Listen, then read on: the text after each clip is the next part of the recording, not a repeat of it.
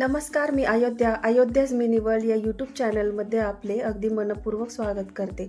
तर आज आपण बनवणार आहोत एक पारंपरिक महाराष्ट्रीयन रेसिपी, झणझणीत असा पाटवडी रस्सा।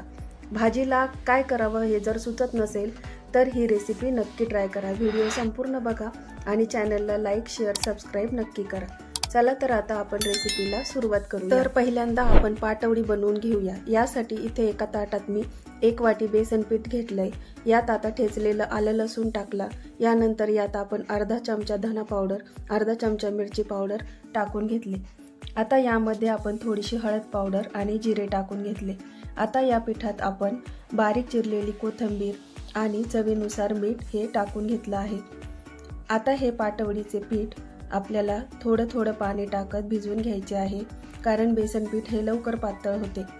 वड्यांसाठी लागणारे पीठ हे आपल्याला जास्त पातळही नाही आणि जास्त घट्टही नाही असे भिजवून घ्यायचे आहे। आता पाटवडीसाठी लागणारे पीठ हे आपले भिजवून तयार आहे। आता याच्यात थोडेसे तेल टाकून हे पीठ आपण छान मळून घेऊया। आता पाटवडी लाटण्यासाठी पोळपाटाला आपण तेल लावून घेतलं आहे। आता इथे आपल्याला पराठा किंवा चपाती जशी लाटतो तसा हा गोळा लाटून घ्यायचा आहे। वड्या ह्या आपल्याला खूप जास्त पातळही नाही आणि खूप जास्त जाडही नाही ठेवायच्या। तर पोळी ही इथे आपली आता लाटून झाली। आता आपण चाकूने वड्या कट करून घेणार आहोत। इथे मी डायमंड शेपमध्ये ह्या वड्या कट करून घेतल्या आहेत।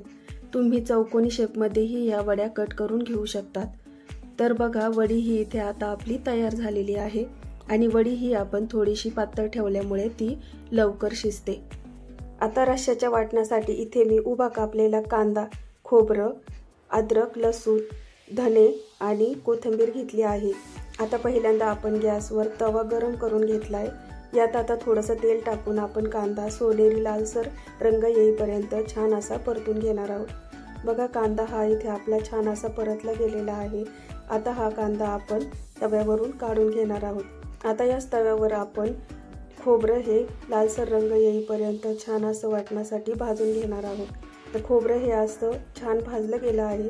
हे आता आपण थोडंसं साईडला करून घेणार आहोत आणि तव्यावर आता 2 चमचे धने, लसूण आणि अद्रक हे आपण भाजण्यासाठी टाकून घेणार आहोत। हे आता आपण याच्यासोबत भाजून घेणार आहोत। यात आता 3 आपण अखंड हिरव्या मिरच्या टाकून हे सर्व पदार्थ आपले तव्यावर व्यवस्थित भाजून घेणार आहोत। तर बघा, आता हे आपलं वाटण्यासाठी लागणारे हे सगळे जिन्नस भाजून झाले आहेत।